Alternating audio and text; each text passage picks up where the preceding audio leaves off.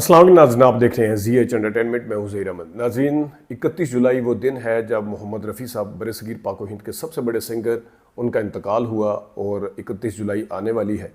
हम कोशिश करेंगे कि 31 जुलाई तक हम मोहम्मद रफ़ी साहब की यादों को ताज़ा कर सकें, उनके फ़न के ऊपर बात कर सकें, उनके ऊपर हम वीडियोज़ बनाएंगे। और इस हवाले से आज हम जिस चीज़ के ऊपर बात करेंगे वो हैं उनके वो वाले गाने जिसमें उनको फिल्म फेयर अवार्ड मिला।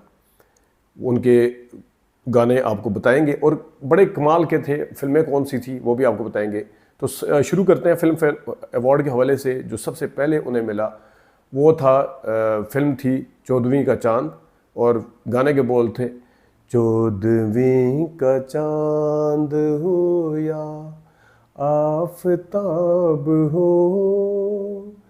तो ये गुरुदत्त और वहीदा रहमान, जिनका असल में भी काफ़ी अफेयर था, और फिर गुरुदत्त की शायद बताया जाता है कि मौत की वजह भी वहीदा रहमान ही थी, यही वाला अफेयर था। लेकिन बहरहाल स्क्रीन के ऊपर ये गाना दोनों ने बड़ा अच्छा पिक्चराइज करवाया, म्यूज़िक बहुत अच्छा।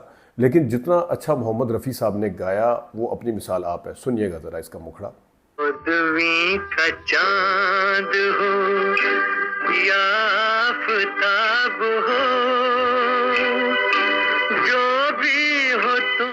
नाज़रीन, आपने सुना, ये फ़िल्म जो थी ये 1960 में आई थी, और चौदहवीं का चांद इसके लिए मोहम्मद रफ़ी साहब को अवार्ड दिया गया था, फिल्म फेयर अवार्ड, और वो डिज़र्विंग थे। ज़ाहिर है इतना अच्छा गाना और ज़ुबान ज़द-ए-आम रहा उस ज़माने में।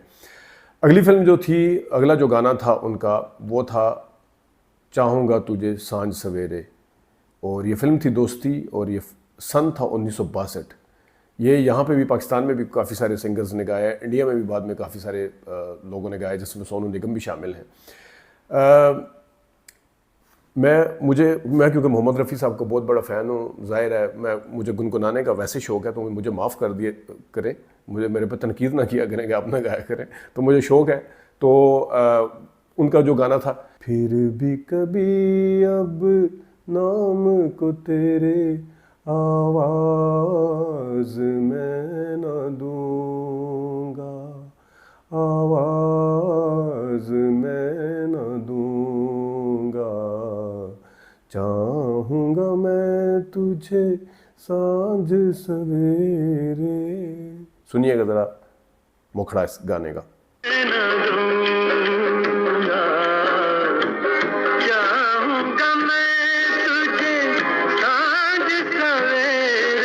अच्छा, आपने गाना सुना, लेकिन ये तीसरा अवार्ड था असल में मोहम्मद रफ़ी साहब का, दूसरा नहीं था। ये क्यों 1964 की फ़िल्म है, दोस्ती जो है। आगे हम आपको दूसरे अवार्ड के बारे में बताते हैं।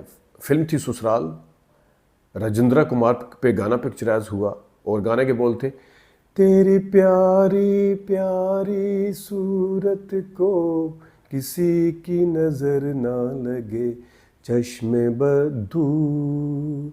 बहुत ही मीठा गाया, रोमांस भी इसके अंदर है, उसके अंदर प्यार, और ज़बरदस्त तरीके से इस गाने को गाया है। सुनिएगा ज़रा। तेरी प्यारी प्यारी सूरत को किसी की नजर ना लगे, चश्मे बद।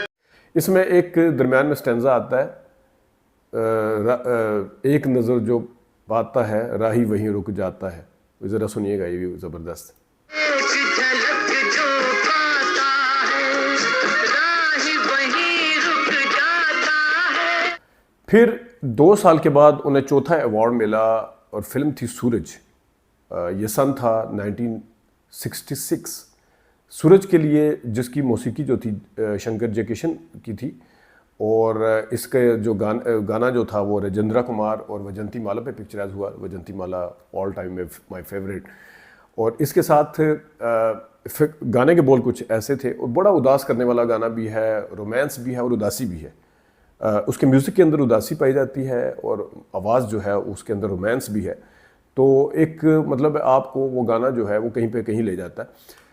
गाने के बोल थे, बहारों फूल बरसाओ, मेरा महबूब आया है, मेरा महबूब आया है।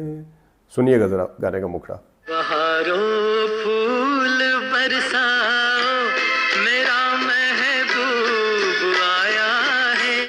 फिर 2 साल के बाद, ये 2 साल का पैटर्न मुझे समझ नहीं आया, मोहम्मद रफ़ी साहब को 2 साल के गैप से अवार्ड मिलता रहा, लेकिन आखिरी अवार्ड खैर 11 साल के गैप से मिला था। बीच में सुना है उनके साथ अवार्ड के हवाले से काफ़ी ज़्यादतियाँ भी हुई, नाइंसाफ़ियाँ भी हुई।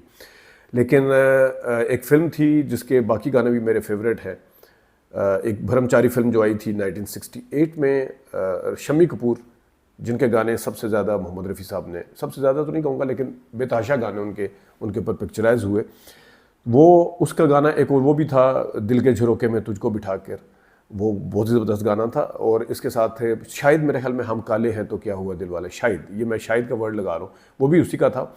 लेकिन ये जो गाना था जिसकी शुरुआत इतनी मीठी है, बच्चों को अगर आप कोई लोरी सुनाएं और उस लोरी के अंदर कितनी मीठी आवाज़ होनी चाहिए, उसके अंदर कितना शहद होना चाहिए आवाज़ के अंदर, वो ये वाला गाना उसकी एग्जाम्पल है, उसकी एक मिसाल है। गाने की शुरुआत ही कुछ ऐसी है, ला ला ला ला ला ला ला ला ला ला ला, सुनिएगा।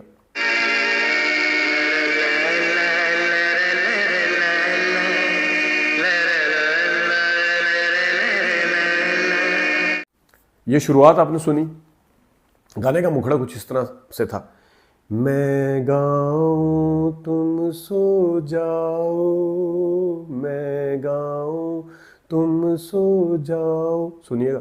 मैं गाऊं तुम सो जाओ, मैं गाऊं तुम सो जाओ। बहुत ही ज़बरदस्त। और फिर माना आज की रात है लंबी, माना दिन था भारी, कल जब तुम आंखें खोलोगे होगा एक नया उजाला, बहुत ही ज़बरदस्त। और अच्छा, जिस वक्त उनके गाने के माना आज की रात है लंबी, इस तरह चलता है कि वो ऊपर वाली लय से गा रहे हैं, बिल्कुल फील, मतलब गा रहे हैं यकीनन, लेकिन कल जब तुम आंखें खोलोगे, वो फिर और ऊपर लेके जाते हैं रफ़ी साहब, और बड़े आसानी के साथ लेके जाते हैं। इसके ऊपर हम एक वीडियो करेंगे कि जो इतनी एफर्ट करते हैं उनकी आवाज़ और मोहम्मद रफ़ी साहब जिनको एफर्टलेस सिंगर कहा जाता है, उसमें फ़र्क क्या है। तो ये ज़रा सुनिएगा जहाँ पे वो कहते हैं माना आज की रात है तुम जब आंखें खोलोगे, जब को के 11 साल के गैप से मिला, वो थी 1967 या 9 साल के गैप से आप कह सकते हैं, 9 साल के गैप से, मतलब काफ़ी गैप डाला बीच में। फिल्म थी हम किसी से कम नहीं, म्यूज़िक था आर डी बर्मन का, और ये गाना भी पाकिस्तान के अंदर भी बहुत सारे लोगों ने गाया, आतिफ असलम समेत, और इंडिया के अंदर भी इसके ऊपर बड़ी तबाह आजमाई हुई, हर किसी ने इसको गाने की कोशिश की। लेकिन मोहम्मद रफ़ी साहब की क्या बात थी, जहाँ पे हम किसी से कम नहीं का गाना, क्या हुआ तेरा वादा, क्या हुआ